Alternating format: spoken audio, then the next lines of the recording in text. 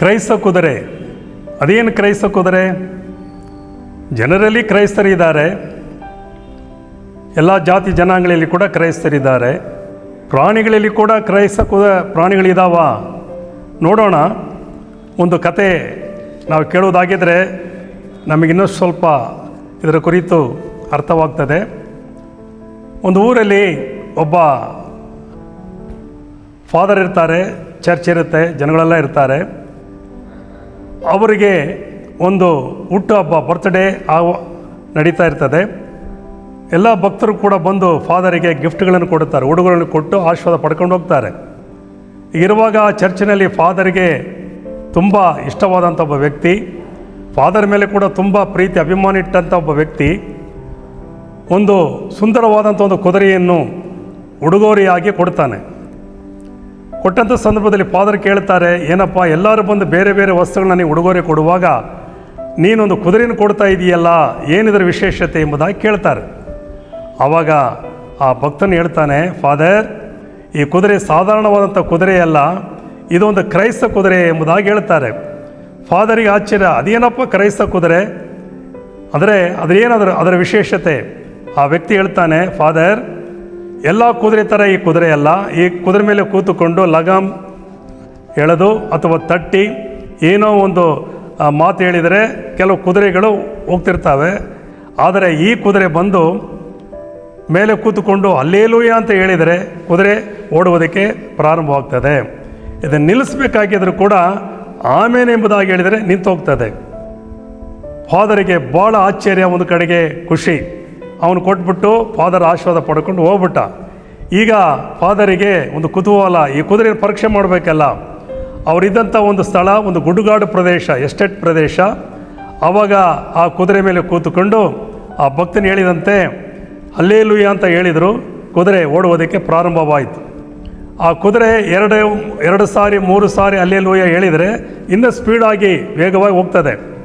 ಆವಾಗ ಮತ್ತೆ 2ನೇ ಸಾರಿ ಹಲ್ಲೆಲೂಯಾ ಅಂತ ಹೇಳಿದರು, ಸ್ವಲ್ಪ ವೇಗವಾಗಿ ಹೋಯಿತು. 3ನೇ ಸಾರಿ ಹಲ್ಲೆಲೂಯಾ ಅಂತ ಹೇಳಿದರೆ ವೇಗವಾಗಿ ಹೋಯಿತು. 4, 5, 6, 7 ಸಾರಿ ಲಾಸ್ಟ್ ಅದೇ ಭಾಳ ವೇಗವಾಗಿ, ಭಾಳ ಮಿಂಚಿನಂತೆ ಅದು ಓಡ್ತಾ ಇದೆ. ಆವಾಗ ಫಾದರಿಗೆ ಭಾಳ ಖುಷಿ ಆಯಿತು. ಸುತ್ತಮುತ್ತಲು ನೋಡುತ್ತಾರೆ, ಗುಡ್ಡುಗಾಡು ಪ್ರದೇಶ, ಜಲಪಾತಗಳು ನೋಡಿಕೊಂಡು ಭಾಳ ಎಂಜಾಯ್ ಮಾಡ್ತಿರ್ತಾರೆ. ಆವಾಗ ಕುದುರೆ ಹೋಗ್ತಾ ಇದ್ದಂಥ ಸಂದರ್ಭದಲ್ಲಿ ಆ ಗುಡ್ಡುಗಾಡು ಪ್ರದೇಶದಲ್ಲಿ ದನ ಕಾಯುವಂಥ ಕೆಲವರೆಲ್ಲ ಕೂಗ್ತಾರೆ, ಫಾದರ್ ಫಾದರ್ ಫಾದರ್, ನಿಲ್ಲಿಸಿ ನಿಲ್ಲಿಸಿ ನಿಲ್ಲಿಸಿ ಅಂತ ಕೂಗ್ತಾರೆ. ಇವರು ಕೂಗ್ತಾರಲ್ಲ ಅಂತ ಹೇಳ್ಬಿಟ್ಟು ಅವರಿಗೆ ಭಾಳ ಆಶ್ಚರ್ಯ ಆಗ್ತಾ ಇದೆ. ಫಾದರ್ ನಿಲ್ಲಿಸ್ರಿ, ಯಾಕಂತಂದರೆ ಮುಂದುಗಡೆಗೆ ಒಂದು ದೊಡ್ಡ ಅಗಾಧವಾದಂಥ ಒಂದು ಗುಂಡಿ ಇದೆ, ಮುಂದುಗಡೆಗೆ ದಾರಿ ಇಲ್ಲ. ಫಾದರ್ ನಿಲ್ಲಿಸ್ರಿ ಅಂದ ತಕ್ಷಣ ಇವರು ಈ ಸೌಂದರ್ಯ ನೋಡಿ ಭಾಳ ಖುಷಿಪಟ್ಟು ಅವರು ಈ ಕುದುರೆ ನಿಲ್ಲಿಸೋದಕ್ಕೆ ಆಮೇನ್ ಎಂಬುದಾಗಿ ಹೇಳುವುದನ್ನು ಮರೆತು ಬಿಟ್ಟಿರ್ತಾರೆ. ತಕ್ಷಣ ಹಂಗೆ ಹಿಂಗೆಲ್ಲ ಹೇಳಿ ಏನೋ ಯೋಚನೆ ಮಾಡ್ತಾರೆ. ಆಮೇನ್ ಆಮೇನ್ ಆಮೇನ್ ಎಂಬುದಾಗಿ ಅವ್ರು ಹೇಳಿದಾಗ ಕುದುರೆ ನಿಂತುಕೊಂಡಿತು. ಅವ್ರು ಮುಂದುಗಡೆ ನೋಡ್ತಾರೆ, ಕುದುರೆಯನ್ನು 2 ಹೆಜ್ಜೆ 3 ಹೆಜ್ಜೆ ಮುಂದೆ ಇಟ್ಟಿದ್ದರೆ ಅಗಾಧವಾದಂಥ ಗುಂಡಿಯಲ್ಲಿ ಬಿದ್ದು ಕುದುರೆಯನ್ನು ಫಾದರ್ ಇಬ್ಬರು ಕೂಡ ಸತ್ತು ಹೋಗ್ತಿದ್ರು ಏನೋ. ಆವಾಗ ಇವರಿಗೆ ಭಾಳ ಭಯ ಎಲ್ಲ ಹೋಗಿ ಆತಂಕಲ್ಲಿ ಹೋಗ್ಬಿಟ್ಟು ಮನಸ್ಸಿಗೆ ಭಾಳ ಆದರಣೆ, ನಿರೀಕ್ಷೆ, ಧೈರ್ಯ ಬಂದ್ಬಿಡ್ತು. ಭಾಳ ಖುಷಿ ಆಯಿತು.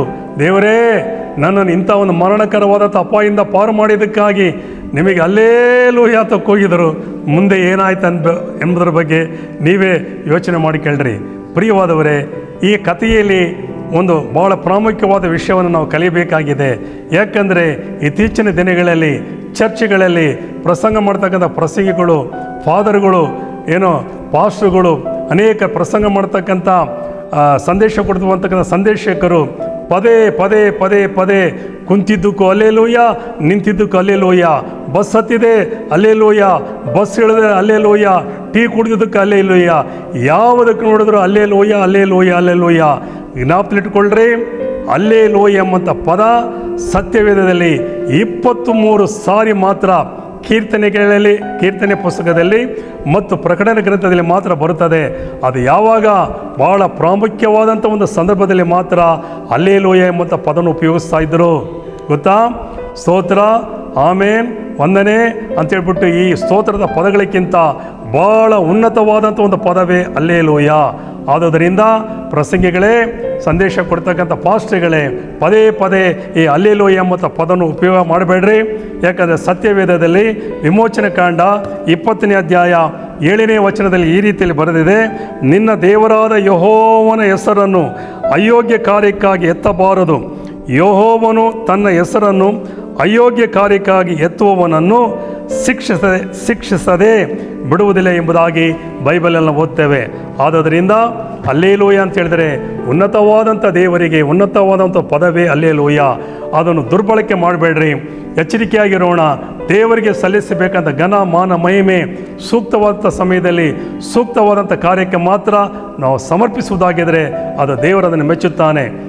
ನಾವೆಲ್ಲರೂ ಕೂಡ ಎಚ್ಚರಿಕೆಯಿಂದ ಹಲ್ಲೆಲೂಯಾ ಎಂಬ ಪದವನ್ನು ನಾವು ಉಪಯೋಗಿಸೋಣ.